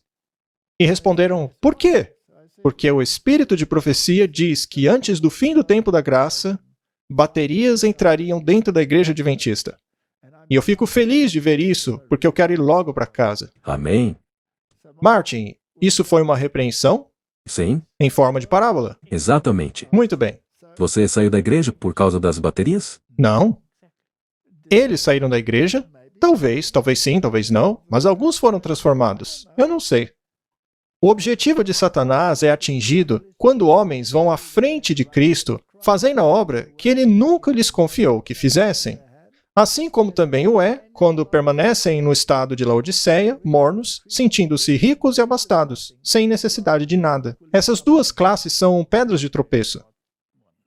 No primeiro grupo você tem os fanáticos. Essas pessoas chegam ao ponto de dizer que a igreja de Deus tornou-se Babilônia, por estarem vendo esses erros dentro da igreja. Eu te digo, meu irmão, Meu irmão e irmã, nós estamos vivendo no estado laodiceano da igreja. Se há um povo que precisa cair sobre a rocha e ser despedaçado, é o povo da Califórnia, assim como também a igreja na América. Precisamos passar a agir como um homem. Precisamos de vida e fervor. Horror sobre horror segue a destruição da vida humana. Ainda assim, essas coisas recebem apenas poucas repreensões. Assim, o mundo não será divertido, e o dia do Senhor os pegará desprevenidos. Se continuarmos fazendo festas, parecendo-nos com o mundo, Pois é, isso é um grande problema. assim você corre um risco de ser sacudido para fora. E esta imagem aí agora, Martin, é uma coisa muito horrível. Aqui temos, naturalmente, alguém que conhece as 3 mensagens angélicas, mas que está em rebelião. Ali está escrito rebelião 14, 6 a 12. Não Apocalipse, mas rebelião. E o que está fazendo essa pessoa? Ela está ajoelhada em frente ao altar, dentro de uma religião que não ensina a justificação pela fé. Não é? Talvez esse pastor aí, ou membro, ou igreja, ou conferência, ou união, ou seja lá o que for da nossa igreja, pode estar envolvido em concílios ecumênicos. Talvez esse rapaz está Talvez ele esteja dentro do concílio ecumênico. Talvez esteja participando de algumas das reuniões. Esta seria a posição oficial da igreja? Não. Não. Mas será que alguns indivíduos, talvez igrejas ou conferências, ou talvez coisas maiores que essas, não estão dizendo: a gente não liga para a posição oficial da igreja, a gente vai fazer mesmo assim? Sim. E estes não acabam mirando seus canhões naqueles que estão ensinando Apocalipse 14, ao invés de rebelião? Estes são seus inimigos? Estes são seus inimigos. Seria essa uma razão para deixar a igreja? Não. Por acaso Moisés saiu da igreja por causa de Coré? Não, ele não saiu. Mas não há Corés em nossa igreja? Mas temos Calebes também? Sim. Essa é uma questão muito, muito séria, Martin. Então, nós temos essas coisas na igreja, mas elas devem ser recomendadas ou condenadas? Condenadas. E ao condená-las, você não faz inimigos dentro da igreja? Claro. Apenas para deixar claro, não condenamos a pessoa. Não, porque você não sabe. Não podemos nos sentar na cadeira de juiz. Não podemos dizer que tal pessoa está perdida. Porque você não sabe o que vai acontecer a ela. Mas o pecado é condenável. Eu sempre me lembro de um pastor que absolutamente detestava minhas mensagens. Ele era super rebelde. E interessante que ele também tocava muito violão. Mas, por favor, não me levem a mal. A minha esposa toca violão quase todo dia também. Eu não estou condenando o instrumento violão, tá? Depende do que o que você faz com aquele violão. O meu filho toca violão quase todos os dias. Mas no passado ele usava um instrumento para tocar músicas de heavy metal em sua banda. Então a questão é o que você faz com aquele violão. Mas voltando, esse pastor era totalmente contrário a tudo. Até que, finalmente, num dia, ele veio até mim para se desculpar. E eu disse: o que aconteceu? Você começou a ouvir o meu material? Ele disse: não ouvi uma palavra do seu material, mas a minha avó ouviu. E disse que agora podia morrer em paz, porque sabia que a mensagem adventista estava viva. E isso tremeu o coração dele. Então, Martin, eu não tenho ideia do que vai acontecer a uma pessoa. Eu não sei como Deus vai falar a ela. Eu não sei se aquele Arão vai acabar se arrependendo e no fim tornar-se um ministro fiel. E que grande preço o pobre Arão teve que pagar, não é? Ele perdeu seus filhos, não é? Então, sim, essas coisas acontecem na igreja. Infelizmente, sim. Mas isso a torna Babilônia? Não. Não. Seremos chamados a ficar diante de reis e governantes. Alegações humanas, leis feitas por agentes satânicos, debaixo da carapuça da bondade e restrição do mal, serão exaltadas, enquanto os santos mandamentos de Deus serão desprezados e pisoteados. E todos que provarem sua lealdade pela obediência à lei de Jeová devem se preparar para serem presos, para serem levados diante de conselhos que não possuem como norma a exaltada e santa lei de Deus. Você está pronto para ser preso por isso? Por Deus, sim. Mas eu devo tomar cuidado. Quem está de pé, cuide para que não caia. Porque Pedro disse a mesma coisa que eu. Muito bem. Muitos terão que ficar de pé em tribunais. Muitos ficarão de pé diante dos reis e homens cultos da terra para darem a razão de sua fé. Aqueles que tiverem apenas uma compreensão superficial da verdade não terão capacidade de exporem claramente as Escrituras e dar uma razão definida de sua fé. Eles se tornarão confusos e não serão como trabalhadores que não têm do que se envergonhar.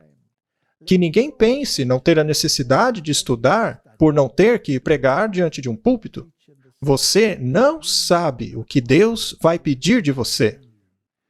Quão importante é, Martin, que os nossos filhos sejam educados.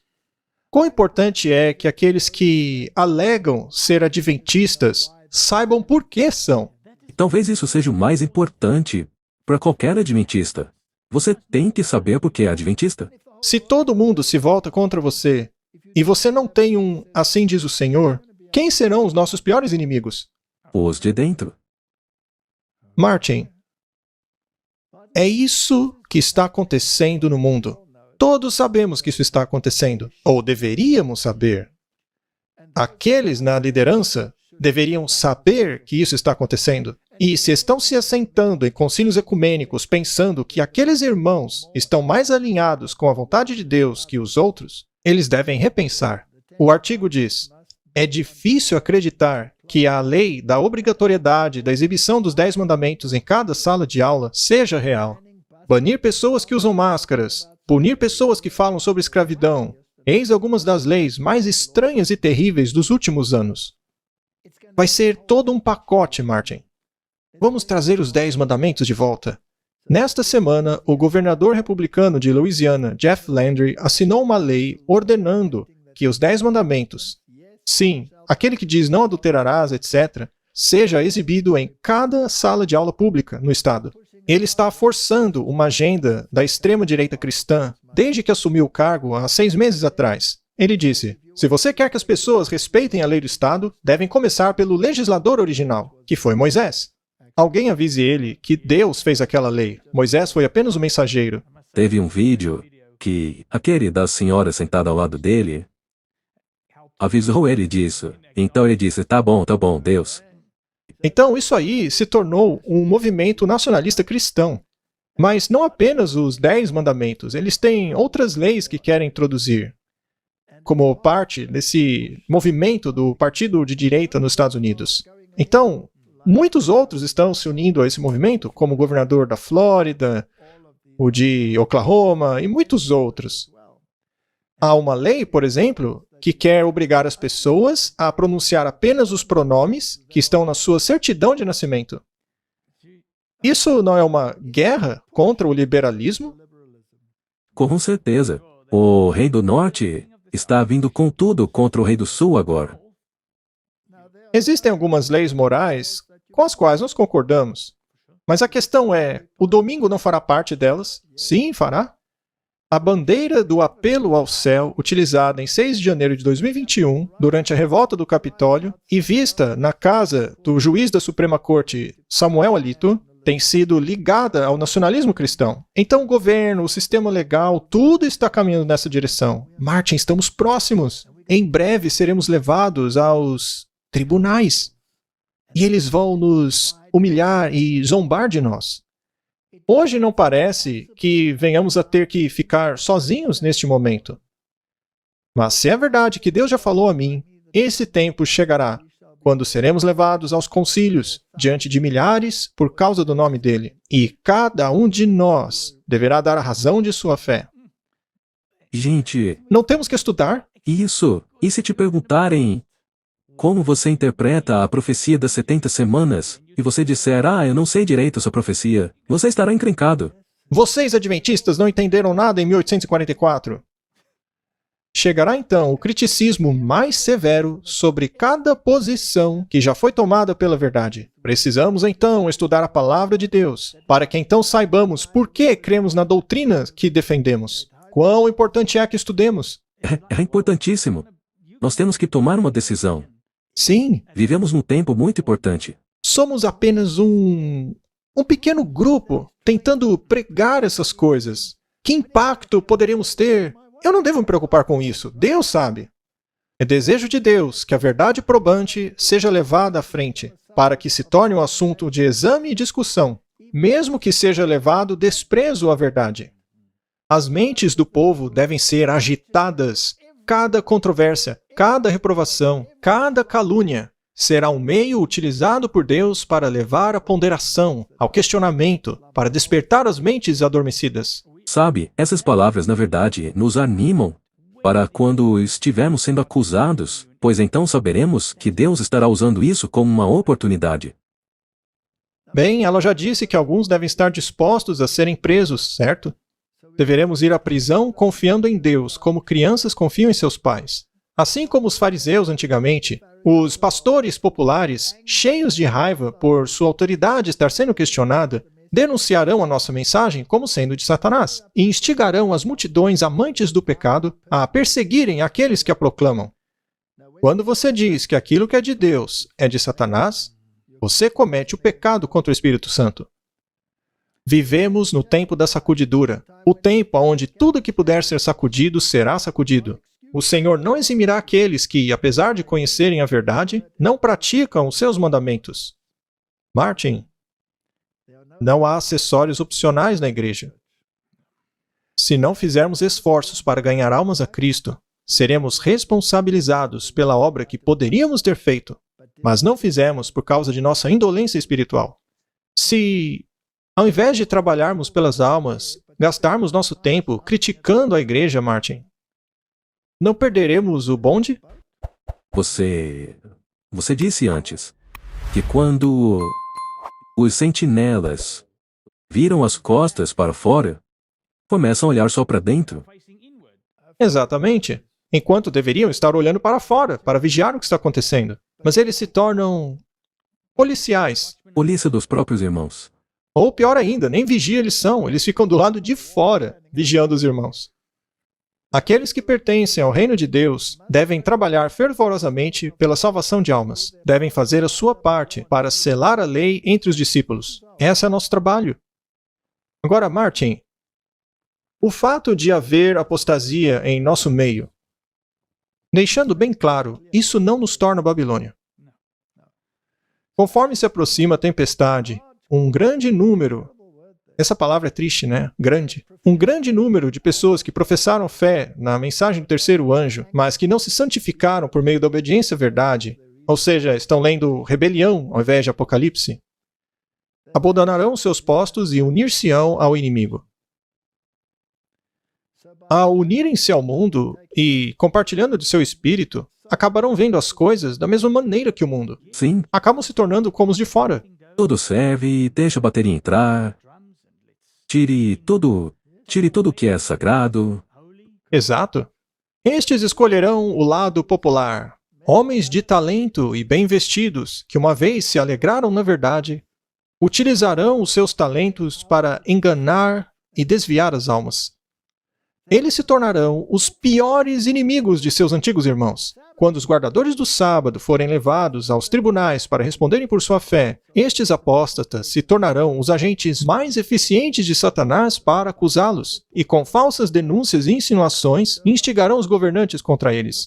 As pessoas me mandam constantemente vídeos de ex-adventistas que não têm nada melhor para fazer do que discutir esta ou aquela doutrina, seja ela qual for, seja a reforma da saúde, ou do juízo investigativo.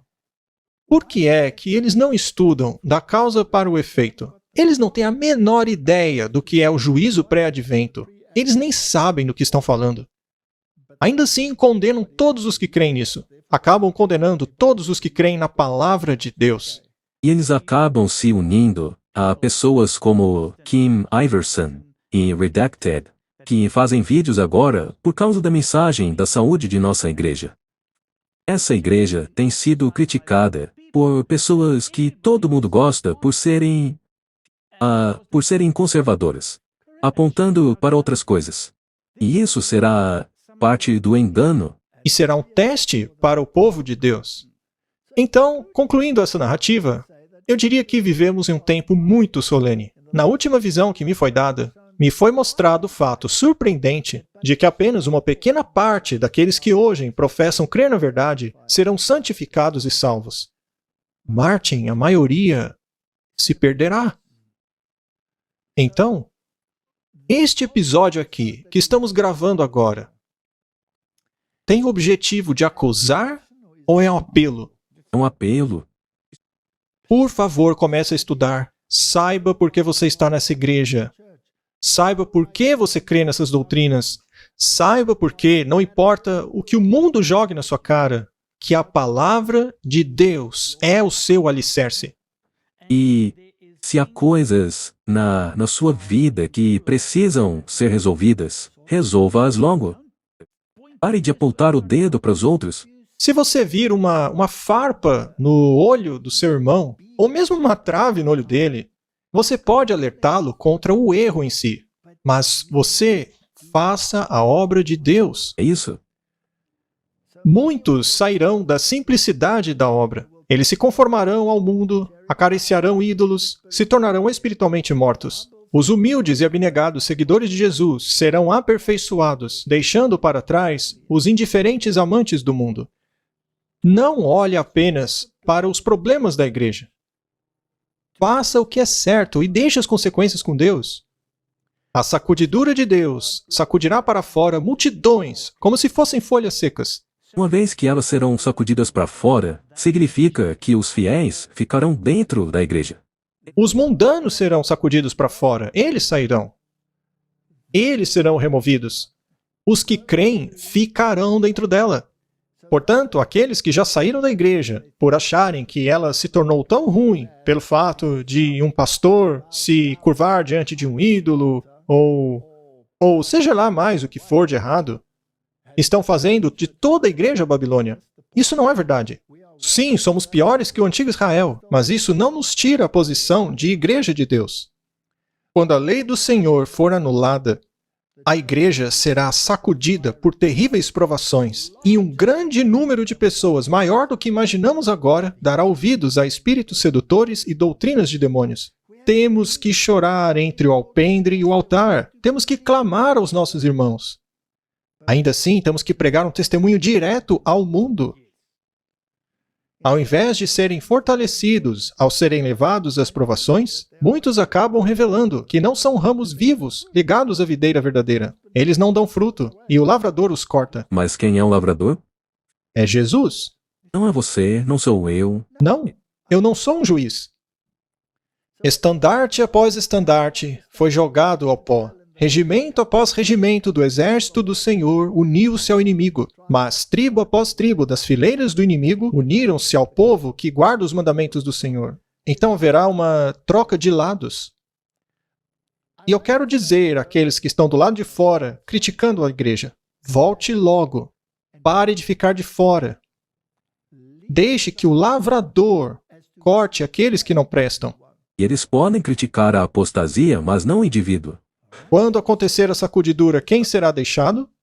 O número dessa companhia diminuiu. Alguns foram sacudidos para fora e deixados pelo caminho. Os indiferentes e descuidados, que valorizavam a vitória e a salvação o suficiente para agonizar, perseverar, não a obtiveram. E foram deixados para trás em trevas.